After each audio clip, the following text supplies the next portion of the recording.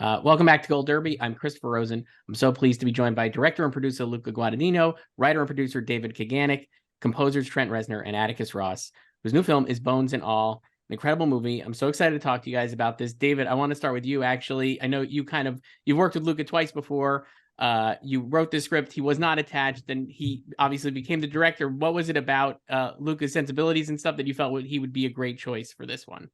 Well, I was thinking of Luca when I was first reading the book, and it was impossible for him to engage at the time because of what else was on his schedule. But it seemed like a really nice marriage between a lot of things that I know that Luca's interested in. You know, the sort of the building of one's identity, the managing and negotiating of one's desires, all of the things that we've been in conversation about before. They were there in this book, but in this very strange amalgam of tones. And so I really understood it as something I thought he would really dig. And so, you know, later when I had finished a draft of the script, I was able to get it to Luca, and the rest is, you know, is history. I think it was a good call to sort of insist that he read it because it really ended up being something we both cared a lot about. Yeah, definitely. And Luca, for you, when you read the script, I mean, what was it that stood out that you kind of latched onto? I was very much invested in the writing of David and in the evocativeness of it, and most certainly in the characters. I thought these characters had so much to say in their fragilities, and yet in the horrors that they have to kind of be acted out by, and yet this quest that they have for some sort of recognition of the self was quite touching to me. Yeah, definitely. So, Luca, this is your first film with Trent and Atticus, obviously. I wanted to ask you, this is also the first film you shot in America. Why did you think of them for this? And did that have anything to do with it? And like, what were your thoughts on that? I guess, like, how'd you come up with that? Why'd you want to reach out to them to do the score, I guess? I mean, I don't want to embarrass Trent and Atticus, but I am the greatest admirer of their work throughout their career, which is enormous. I didn't dare to think about approaching them until I did. And when I did, I discovered these wonderful gentlemen who are so open and so profoundly interested in character, in tone. And I think it was wonderful from the very beginning. I also think that because this is a road movie and it's about America and the Midwest, and it was my first time really looking at the landscape, and the interior landscape and the exterior landscape, I think the Trent and Atticus canon for me spoke very, very beautifully about this possibility of an American landscape. Mm-hmm. And Trent and Atticus, you guys, I mean, obviously you've done many of these incredible scores. This is yet another one that I was just like watching the movie and it's like, man, this rules. It's just so good. I think, Atticus, I might have read an interview with you. You said that I think you called Luca like a true artist, I think, or maybe one of you did. And I just was like, what do you guys, for you, what it makes him a true artist? And like, you know, what did you learn about him collaborating with him on this project? And I think you guys are working on other stuff as well together. So I guess like what really stood out about that collaboration, I guess? I think, well, to be succinct on the artistry, it's how Luca can transform the written page to the intensity of emotion and character that you feel in the film. And that's been my experience on our two things, that a true artist. I can't think of a better way to say it. No, that's good. And then for this one, like transfer, I guess, like how all your conversations like about this, because like, you know, like we're talking about the movie's juggling a lot of different tones, obviously, and even genres at times, but it's just so a beautiful movie. And I think your score is the way you guys have this like beautiful like guitar melody that has all this broiling underneath it the whole time. I just found it like it's just such a beautiful and kind of like off-putting, but in a good way. Listen, I guess like so how did you guys come up with that and land on that as the sound? Well, we had been interested in Luca as we didn't know him personally, but we love his work. And when we heard about the opportunity for this, we immediately said yes. When we engaged, all remotely, because we're in the midst of a pandemic world, we found Luca to be incredibly articulate and inspiring. And he had a way of explaining to us, it became clear the way he saw this movie. It was a love story, and it was a tragic love story. And he explained that I'm going to shoot it in an understated fashion. I want the music to be a character. And there was various clues that he kind of sprinkled in terms of what he was looking for in terms of the role of music. And our focus became initially, as we began working on this, really focusing on how to, and this is before we'd seen anything. It hadn't been shot yet. But we were focused on how to make you embellish how you'd feel for these characters and play up the idea of this amazing finding of each other, finding a sense of place and purpose set against a tragic set of circumstances. So our focus was trying to get that love spirit together and find the tone. And Luke had mentioned, I think maybe an acoustic guitar could act as a kind of anchor for this. Maybe not. And that was enough to set us on a path of exploration where we started experimenting and finding things. And this would be happening when cameras were rolling now. And we'd see shots of the landscape of the Midwest. And I grew up in the Midwest and in that era. And it all came together. And we found working with Luca to be just such a gracious, generous collaborator. We always felt a tremendous amount of respect from him, and couldn't have been a better experience, this entire film.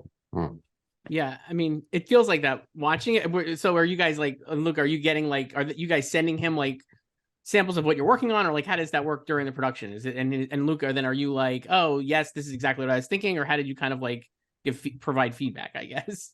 If I remember properly, before we started shooting, Trent and Atticus sent me a group of melodies for guitar, right, guys? And we then went through it together, and we isolated a couple that we felt were exactly what could be the voice of the movie, this character that the music was supposed to be. And then those melodies accompanied me throughout the shoot. And then we edited it, and then we started the conversation from there onward again.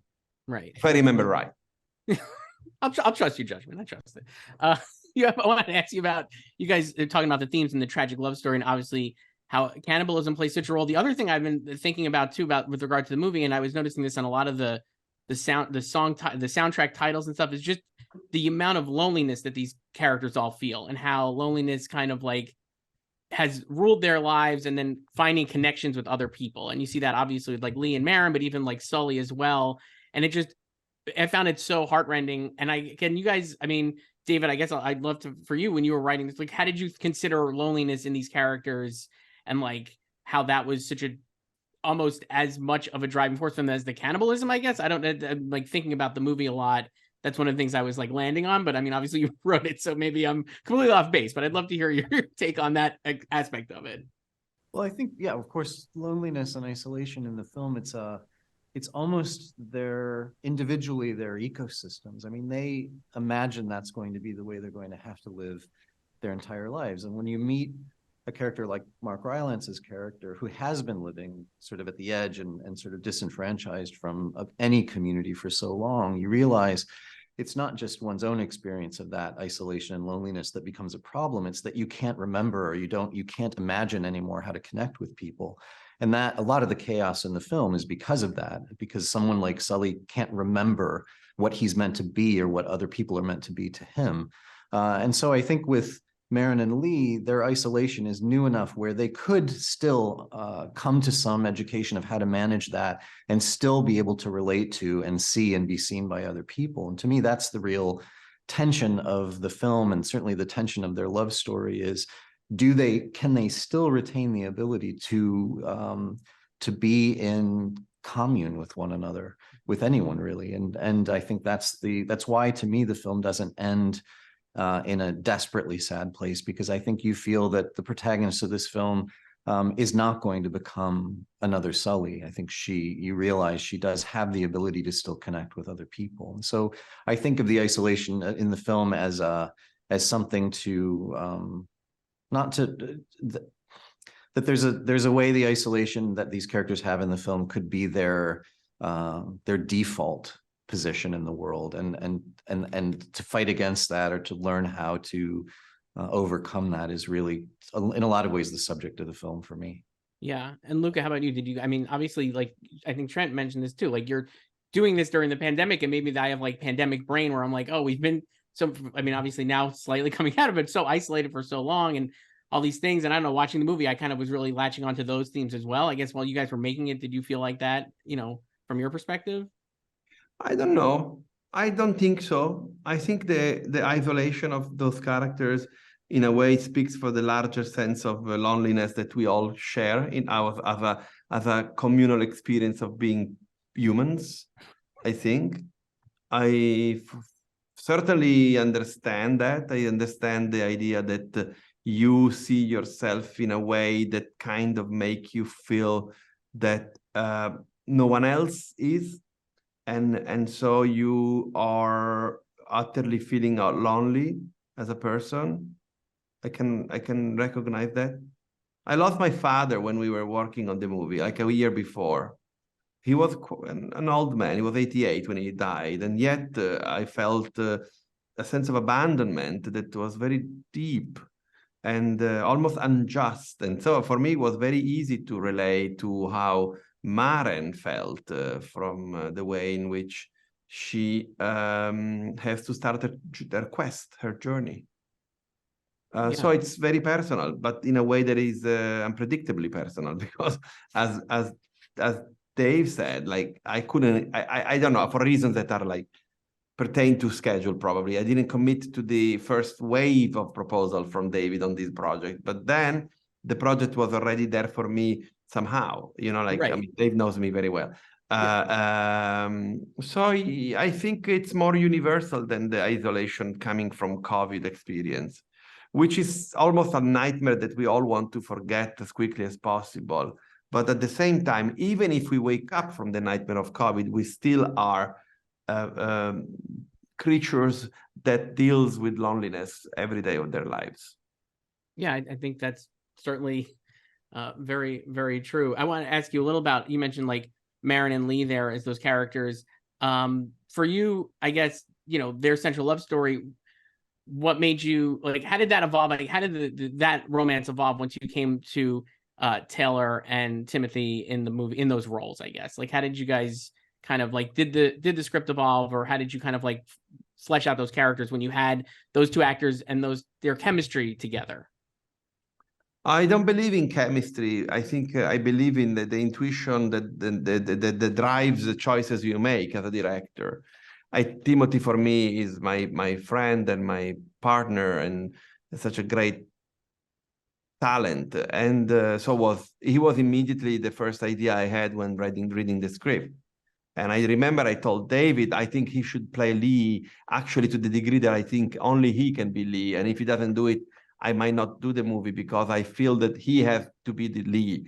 And in fact, I was right, because when I sent the script to Timothy, he immediately clicked on him that he wanted to be Lee. And then Maren, I knew Taylor from Trey Schultz's Waves. I'd seen her there. And, like, in a few weeks, I realized that I was thinking of her, even before formulating the idea of wanting her for the role. So I met her online on Zoom, and we found one another. We really realized that there was something about one another that was interesting to collaborate with one another. And that's how we ended up casting these two. And then when you see them together, I mean, are you like, David, I think you had mentioned this too previously, like, you're kind of like on the set there, right? So like when you're seeing their interact, like just them together, I guess, even if you don't believe in chemistry, I think they do have a good rapport together, let's say. Or how do you like... when I say I don't believe in chemistry, I mean that I don't do chemistry tests or all this bullshit. Oh, okay. I think that because I believe in the actors I choose, Right. and yeah, I agree with you. There was a very big chemistry between the two of them on screen for sure. Okay, so then are you adjusting and stuff, and like, are you adjusting the relationship even a little bit, seeing how they kind of respond to each other? How much fluidity is there in that? I guess David and Luca, you could, I mean, obviously speak to this, but yeah. Well, sorry, Dave, go ahead. No, I was just going to say one of the great opportunities and one of the great joys of working with Luca is being involved in the production and post-production, to be able to try to make real use of the actuality of the actors in their parts, you know, sort of being inside of the nervous systems of these characters and making little adjustments. And when I say little adjustments, sometimes they're very little adjustments, but they add up over the course of a shoot. When you can start to slightly revise a scene to make use of the energy of a scene that's already been shot, or an insight that an actor might have about his or her role, you can be in constant conversation and make all of these adjustments so that at the end of the day, what you shot is different from what was scripted, and what you edited ends up being different from what you shot. But the process is a humane one. It's a curious one. It's an observant one. Not just solving story problems or something as banal as that, but this is really about giving more and more and more emotional and spiritual and psychological life to a story.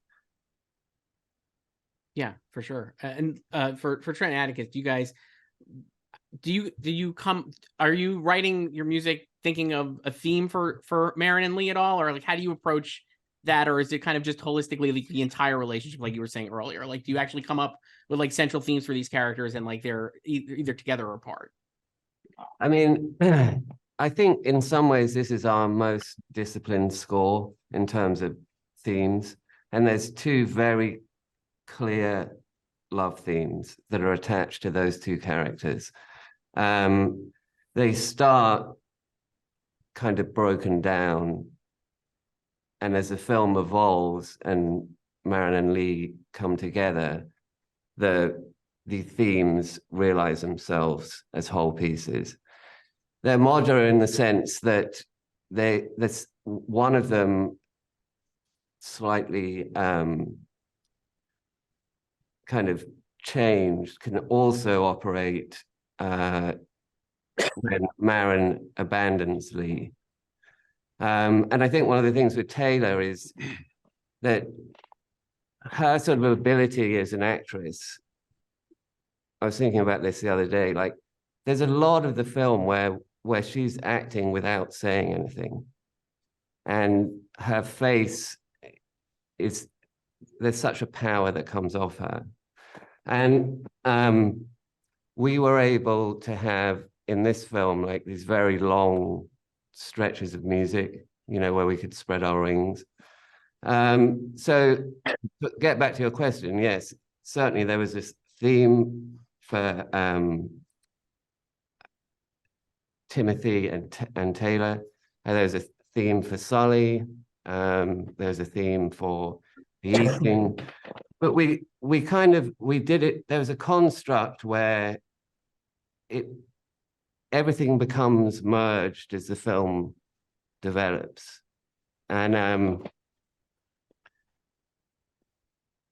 it's a sort of complicated story and a complicated coming together of those parts. Yeah, for sure. You definitely don't. You could go, and you don't have to come back to what I was asking either, because your answer was great. I love hearing about Taylor, and how I think it's interesting to hear about how the performances like are also influencing, you know, your work obviously too, which I mean is pretty intuitive maybe, but I'm impressed by that, because I think she is such a great performance, and so much of it is on her face, and she's just incredible. Luca, you were saying before, obviously this is like your first film in America and 1980s America. You know, what were your thoughts? Like, how does that work for you? Are you like, obviously you lived through the 80s, even like, so how, like, what are your thoughts on the era? And then like, how did you like kind of synthesize that into what you wanted to have here? Because obviously you could have, I mean, this is a much more naturalistic film. There's millions of movies that take place in the 80s now that are like the 80s, right? Where it's like, you know, everybody's just like looks like the 80s. And this felt way more realistic and more naturalistic, which is keeping with your style and the film. But I guess like how'd you land on how it would look basically and how you wanted that to be transposed on screen? It's my second movie set in the 80s. Call Me by Your Name was set in 83. Like my mandate when I talked to my collaborators with my production designers, in this case Elliot Hostetter, who did a tremendous work, and all his team, is always to make sure they understand that we are not making a movie about an epoch. We are making a movie within that epoch. So for us was, let's shoot this movie as if we are shooting it in 1988 and not retrospectively about 1988, which for me, it's the most kind of like useless usage of period. We made a lot of research. Like I remember we collected almost 10,000 pictures of family pictures of people from the Midwest and from the 80s. And we realized that, for instance, the idea of the 80s that is seen now as the 80s wasn't there. There was a lot of 50s, actually. There was a lot of like nostalgia in the way people put together themselves. There was also an interesting erasure of the 70s, particularly in some of the more small villages images that we collected. So with the makeup and hair, with Fernanda Perez and Massimo Gattabruzzi and with Giulia Piersanti, we really thought a lot about that. And we really thought about what is that is frozen in time between the 50s and the 80s with the jump over the 70s. At the same time, I think that there was an innocence somehow, despite the brutality of like hyper-capitalism spreading their wings in the 80s, particularly in New York, as you can see in the great, or in LA, as you can see in the great novels by Bret Easton Ellis, that I thought was very important to rely upon in this movie. Lastly, I think that the character of Lee in particular, who feels a sense of doom more than anybody else among these eaters, he's kind of like forging an identity that is futuristic. He's the first grunge, in my opinion, Lee, and as such, doomed to die. I want to say something about the way in which Trent and Atticus did something extraordinary related to character and music. When Lee and Maren, they found themselves on the plains of Nebraska and they are facing the void and the infinite of that incredible part of America, Lee, kind of summoned by Maren, confesses something that is haunting him for a long, long time. But the way in which you guys made that happen, that confession, you really made the confession be, for all his horrors, the most open sense of love that he could share with a woman he loved. And that's where the actual love theme triumphs in the movie. That was really unmatched. And you can feel physical presence of that character, the music in that scene, which is incredible. That scene is awesome. I won't spoil it, but for Trent and Atticus, I mean, what were your thoughts? Like, No spoiler. No spoilers, but it's a great scene. It's just like, again, just a killer performance too from Timothee. He's so good in this movie. But for Trent and Atticus and like doing that scene, like, what were your thoughts on it? Again, no spoilers and stuff, but like, how did you guys kind of like think about that? You know, what's interesting about doing press, you know, I'm looking for the positives here, but the process is one that I'd forgotten, where we start to reflect on our process, which in normal life, I don't know that we would spend the time to do that. And in it, you're forced to kind of rethink or examine how you wound up at things. And what I'm getting at is, you know, a really interesting and unusual thing happened on this film, which was we start off in our process a very cerebral, note-taking, analytical. What tools are we going to use? What instruments are we going to choose? What canvas do we want to paint on? And it's all very forward-thinking, beard-scratching, considered, pondering. And we set up those rules and those limitations and decide on our workspace and kind of what our goal is very, very literally. And then we get kind of lost and then we turn that part of our brains off and try to start to feel it and insert ourselves into the emotional context and start to live in that space. And I think what was very different about this film than pretty much anything we'd ever done was we got deep into it. And I'm not sure if it was the visuals we were seeing, the setting, which, like I said, I grew up in this era and this landscape. The characters themselves, the feeling of loneliness that we could relate to, the sense of connection, or hey, maybe we found a place and we can make sense of this world, and whatever it was, we got deep into it. Like, and to the point where when we were reaching the finishing our work, there was a mourning of the process, because we grew to really care about these characters. And just last night we sat through a screening for me the first time in a room full of people, and I'm choking back tears and goosebumps to try to keep a facade of professionalism. It deeply emotionally resonated with us working on this, and another big factor was feeling like part of a team with new friends, and the generosity of Luca throughout the experience. You know, I can't overstate how much the whole thing just became a very resonant, you know, I feel it right now. That scene in particular you're referencing, you know, the beauty of that, the triumph of him being able to say something pretty horrific, but release it, you know, and share it in a way that was beautiful. We thought it'd be nice to amplify that, you know, or try to embellish how that resonates with people.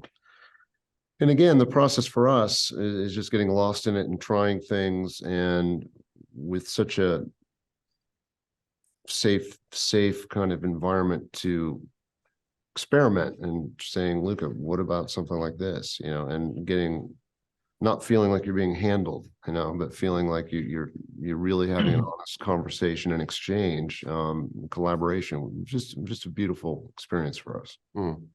Yeah.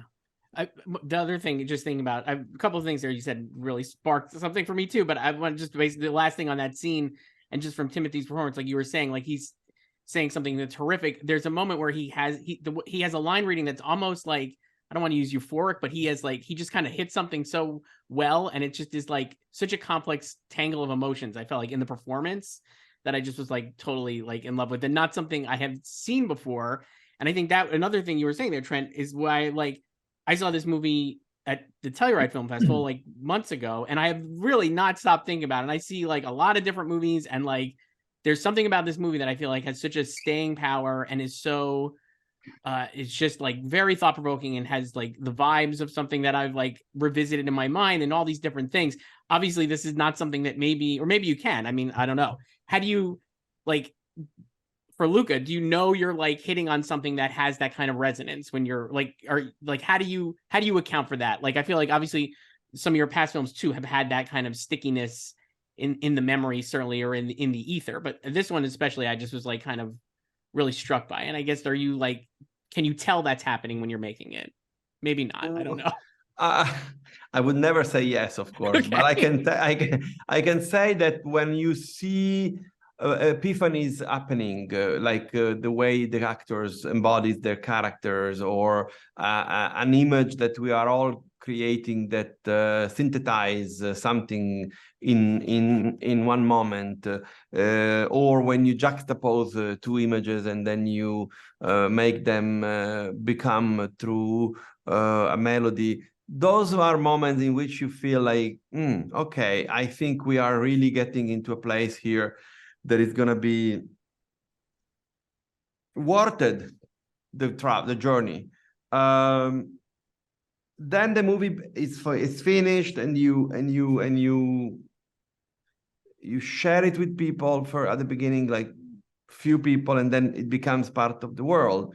To be honest, I would be hypocritical if I wasn't saying the truth, that the reactions we saw for this movie from Venice Film Festival onward have been wonderful and extraordinary, and how audiences of different backgrounds, again, Italians, Americans, Spanish, they had kind of accepted to like release themselves to the embrace of the movie. It's quite strong, because for me the movie is a fable, and as a fable, when you tell the fable to a kid on the bed before going to sleep, you are introducing the person who's listening into a world of fantasy, but at the same time with the universal themes that resonates and that can be in a way showing the way. Yeah, I'm glad you actually, it's interesting you said Fable there, because I was thinking of this too. Obviously, we're talking about a movie where the characters are cannibals, and you do not shy away from that aspect of it. Obviously, it's part of their life, and there are scenes of them eating, engaging in cannibalism. And I knew that coming in, and I was like, as a viewer, I was like, oh, a little apprehensive, because I'm not the biggest, I just get, I don't love gore and stuff. And I was like, oh, and I just found that I immediately, in the early going, I just immediately kind of felt a trust that you were kind of very much not going to be exploitative and not going to be pushing for jump scares or all kinds of stuff to manipulate my emotions, and kind of tell this story in a really respectful almost, or I don't know, I just felt very well taken care of. It kind of reminded me of a feeling I would have as a kid in the 80s watching something like Temple of Doom, or these movies that I watched as a kid, where I was like, oh man, I shouldn't be watching this. I'm probably a little too young for this, but it's still cool. And I know the director is not gonna show something that I can't handle. And I guess, can you talk about that aspect of it in your storytelling? How did you think of the audience, knowing you were dealing with something that I guess in another case or another filmmaker's hands maybe could be a lot more, graphic or exploitative, like I was saying? Again, as I said before, everything starts from the great script that Dave wrote and the way in which he was so insightful about these characters, that it was not for me about understanding how to downsize or to skip the shock value, because there was no shock value at stake there. There was an insightfulness that was quite thick and quite deep. But for that, I'm very happy to go toward. I wasn't interested in shock value, but none of us were, honestly. I think the movie is a road movie, and it's a romance more than anything else. The way in which The Exorcist is a family drama. The great movies. I learned a lot through the cinema of George Romero, for instance, where the genre is not the movie is not bent to the rule of genre, but the genre is forged. Like Dawn of the Dead is an apocalyptic vision of a metaphor of Reagan, before Reagan, and yet it's a story of survival where you are confronted with the inevitabilities in a way that almost didn't play with the textbook of horror movies. And I think that's very fascinating for me, and that was my approach. Yeah, I mean, it doesn't. I probably wouldn't qualify this as a horror movie, because I don't think, or maybe it is, but it's just like you said, it's so many different things. David, you're obviously starting with the great book that this movie is based on. I guess, can you talk about how you felt the metaphor of cannibalism, or what cannibalism meant to you, especially with regard to the setting in the 80s, and how you kind of thought about that when you were writing it? Well, I think I also grew up in the 80s in the Midwest, and I remember that time. I remember the concept of sort of trickle down Reaganomics, and the idea that if you were just patient enough, sort of prosperity would find you. And of course, that wasn't the case for many, many, many people. And I think, you have to decide for yourself in a situation like that what you're worth, because lots of people are telling you you're worth less than you are. And I think, when I read the book and I started to think about how tightly one should or should not control this central metaphor of cannibalism, normally I'm less comfortable with a metaphor that is that big and that conceptual in the middle of a story like this being uncontrolled. But in this case, I thought it had more to offer if we weren't very direct about what it meant to the endeavor. And I think, normally in a horror film, you would deploy something like cannibalism, as an organizing principle. And it was a great relief not to see the book doing that. It was a great relief not to do that in the script, and a great relief to make the film and not have that be a part of what was driving this sort of the storytelling. But I think, at the end of the day, this concept in the middle is really, it's no more or less important than anything else about these characters. The fact that Marin is mixed race, the fact that Lee comes from a sort of a low income background. These are just the things in their lives that could either break them, or they have to in some way ennoble themselves to negotiate with. And so, I think the cannibalism, particularly in the 80s, has a strong resonance for me, because it sort of matched the tone of a lot of the desperation that I felt, and people in our community where I grew up felt. And I didn't want to push it more than that. It just seemed like it was a very organic and elegant way to sort of suggest a tone to the proceedings, but not a set of rules that we had to strictly follow, if that makes sense, in a genre way.